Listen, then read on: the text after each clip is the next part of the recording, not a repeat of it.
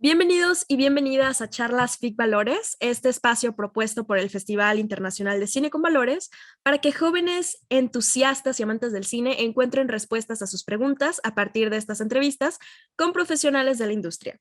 Hoy es un día muy especial porque nos acompaña el director Mark Goodman de la película Witnesses, o en su traducción al español, Testigos. Welcome to Charlas FIC Valores, this space created and offered by the International Film Festival with Values, in which young enthusiasts and film lovers find answers to their questions from these interviews with industry professionals. Today is a very special day because we have the director, Mark Goodman, and of the film Witnesses with us. Witnesses is a 2021 film, and it's a documentary/drama. The story portrays the lives of many early Latter-day Saints, including in particular Joseph Smith, Oliver Crowdery, David Whitmer, and Martin Harris. Witnesses has been hailed as the most significant and ambitious film dealing with the early history of the Church of Jesus Christ of Latter-day Saints, and the translation of the Book of Mormon ever made. But that's just a quick summary from me, and I'm sure you're about to give a better one now. So, Mark Goodman, for the people listening and watching at home, who are you today? Well, thank you. Thank you for letting me be here. I have been a filmmaker, well, as you can tell by my gray hair, for a long time. And I have done this for about 40 years through many different opportunities. And so I live in Utah, in the United States of America. I have 6 kids. I have 17 grandkids, and they're probably more important to me than my filmmaking, but I enjoy filmmaking very much. That's beautiful. And what is Witnesses about? Well, Witnesses, as you mentioned, tells the story of the early years of the Church of Jesus Christ of Latter-day Saints. Now, our viewers may have heard of the church, and we were often called Mormons. But the real name of the church is the Church of Jesus Christ of Latter-day Saints. Joseph Smith, the founder of the church, was just a young boy when he saw a vision, and he saw God the Father and his son Jesus Christ. And that was the beginning of the Church of Jesus Christ of Latter-day Saints. A little later on, when he was about 22 years old, an angel came to him and gave him a set of metal plates, and they had the appearance of gold. We call these the gold plates. And he translated, and what it was an ancient record. Some ancient people wanted to preserve their history, preserve their record, and so they wrote on these metal plates. And this angel brought these plates to Joseph Smith, and he translated the record of these people. And he did that through the gift and power of God. And what we now know that record as the Book of Mormon. That's where the Book of Mormon comes from.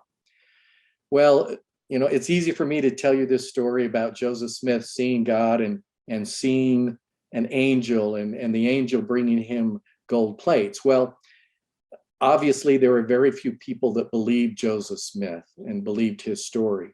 And so he went to God and he asked, can I show these plates to someone else? Can there be some other people who have seen these plates and so that they will know about them? And so he was told that he could show these plates to 3 men. And so once again, the angel brought these golden plates and he showed them to 3 men, Oliver Cowdery, David Whitmer, and Martin Harris. And these 3, what we call witnesses, you call them testigos. Is that what you said in Spanish? Yes. Once they had seen the plates, they wanted to share that story with everyone. And these 3 witnesses became prominent leaders in the church, and all was well for a time. That is, as is often the case, there are times when we don't get along very well with people who are different from us. And so many of the early saints were driven from their homes, and the witnesses had disagreements with Joseph Smith. and they eventually left the church or they were excommunicated. But they would spend the rest of their lives maintaining their story of seeing the gold plates and that the Book of Mormon was true. And so that's the story we tell. It's a lot of the history of the Church of Jesus Christ of Latter-day Saints. But what's interesting, again, is these people, and we've all had this experience where we tell a story and people don't believe us. And they continue to tell this story for the rest of their lives. That's incredible. And the duration of the movie, I believe it's 1 hour, 50 minutes. That's correct. And you had mentioned it's a docudrama. It's not really a documentary. It is a feature film. It's a narrative film. It's just like going to a film at the theaters. So. Great. Thank you for the declaration. And how long did it take for you to make this movie? Well, it's interesting because, I mean, normally it can take many, many months to do this. And we had most of our shooting complete. And then, of course, we ran into COVID. And so that changed everything that we were doing. We weren't quite done. And so it delayed us for about a year. And we had to kind of wait. The good thing was most of it was shot. So we went ahead and did most of our editing and a lot of the post-production work. But then we came back as COVID was finally waning, and finally we were leaving that. We went back and did some reshoots and finished the film. So it probably took us a couple of years to actually get the film finished because we got interrupted right in the middle of it.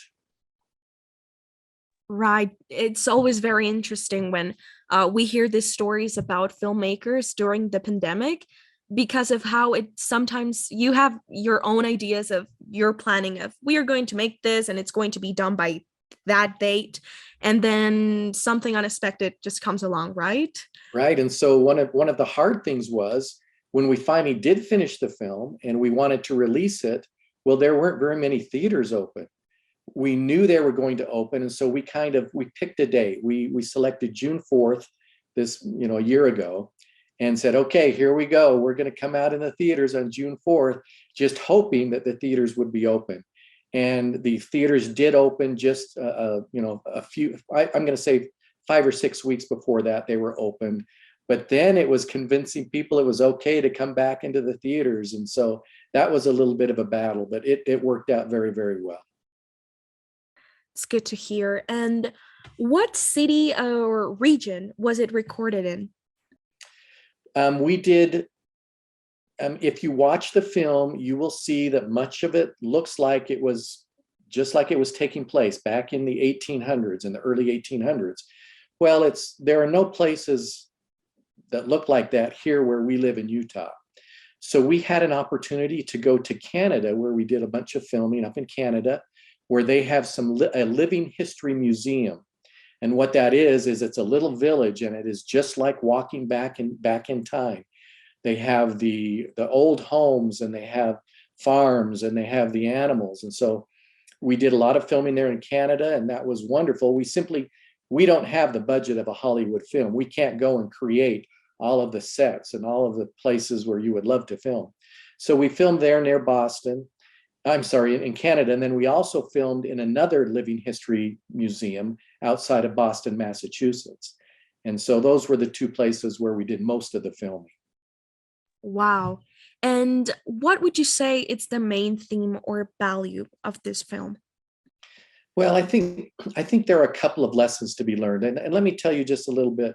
One of the experiences that we had was because we were filming in Boston and Canada, we had some of our actors came from Boston, and most of our extras came from Boston or from Canada.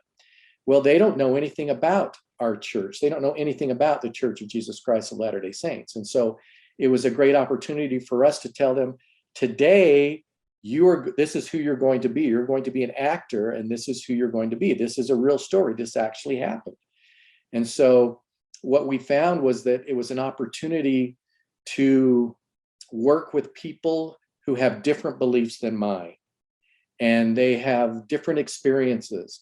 These are people that I probably wouldn't be my friends necessarily because they're different than me. And a great lesson I learned, and that we should all learn is that we can learn something from everyone, and that it's probably the more we get to know other people, the differences go away and they don't matter. Instead, we focus on the things about each other that we like, and the things that are similar instead of our differences. And I think for all of us in today's world, it would be better if we were to focus on the things that are similar about us instead of always worrying about the things that are different. And some of that comes from our history where, as I had mentioned earlier, because the members of the church were different than their neighbors, they didn't like them, and so they were driven out. And sometimes the members of the church were not very nice to their neighbors as well. It goes both ways, and that's a lesson for all of us, is that we all need to be more open-minded and we don't, if someone tells me a story and I don't necessarily believe their faith, or I don't believe the story they're telling me, it doesn't matter. I can still be polite. There are many things that I can learn from them. And so this experience that we had where we worked with members or with people who were not members of our faith was a valuable experience. Love those values. It's very lovely, a very great vision that we are as a festival seeking to remark. And you as a director, what would you say it's the role of the director in a film or in a movie for those who are interested in doing filmmaking or movies, or students that are preparing to be in this field? When I started out as a filmmaker, I started making movies when I was a kid. My dad had a little 8mm camera, and I would go and I would shoot that. And it was expensive. You had to go buy the film, and then once you had the film, you had to have it processed. And I look at today's those who want to be filmmakers today, and they have a huge advantage in that it doesn't cost very much. They can go out and they can take a small camera, or they can even take their phone, and they can make films. And that's what they should be doing. They should be doing that. If you want to be a filmmaker, then start making films. That's the best advice I can give to these people. The interesting thing is that we all have stories that we want to tell. And whatever those stories out, I encourage them to go out and to begin to tell those stories. And it doesn't matter what the stories are. You will find you will find people who are interested in the story that you're trying to tell. And as your role as a director is to take the vision of whoever has written the script, or maybe you've written the script, and to bring that to life, and to go out and to find the best people that you can that are willing and able to be in your film. And film is a collaborative effort. I can't do it alone. There are so many different opportunities in filmmaking. There are those who are in charge of the lighting. There are those who are in charge of the costuming. In our film, costuming was very, very important. And we had those who were very talented, able to do that. There are those who record the sound, those who are behind the camera and doing all the camera work. There are those who do the writing, those who compose the music. There are so many important roles in filmmaking, and every one of those is important. Absolutely agree. And well, this experience, as I said earlier, we are a film festival, so a lot of the people that come to the festival are very much into this world of cinema and film, and are pursuing careers such as filmmaking or performing arts and such. And so I think it's a very valuable lesson, a very well put, for being the teamwork that it's going to make your work actually happen. Thank you, Mr. Goodman, for sharing your time with us, and we wish you a lot of success in all your future projects. Do you have anything else to say to those who are going to see the movie? Well, I hope that they will enjoy the movie. I hope they can sit back and enjoy the story. It's a fascinating story, regardless of whether you come away from it having your beliefs change. And that's not what we're trying to do. What we're trying to do is just tell a story. And that, for us, that was a great opportunity. So I look forward to those people watching it, just having an opportunity to watch a great movie. And so, but the other thing I would say, and I had said earlier, is just for those who want to be filmmakers, just start doing it. Start making movies. That's how you're going to be successful. Don't let anything stop you. And just, filmmaking is about solving problems. And so you're going to start a film and you're going to run into problems, and it doesn't matter. You just solve those problems the best that you can, and you move on. And the more times you do that, the more experience you'll gain, and the better opportunity you'll have.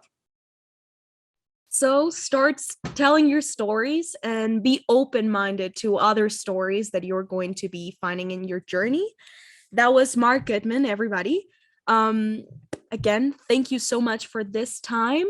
Les agradecemos también a ustedes por acompañarnos en otra edición más de Charlas FIC Valores. Esperamos haberlos entusiasmado para que se avienten a ver esta película de Mark Goodman, que les recuerdo estará disponible en esta próxima 18ª edición de FIC Valores.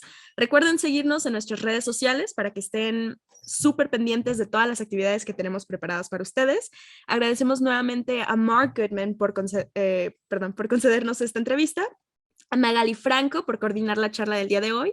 Mi nombre es Cecilia Soto y nos vemos en la próxima charla FIC Valores.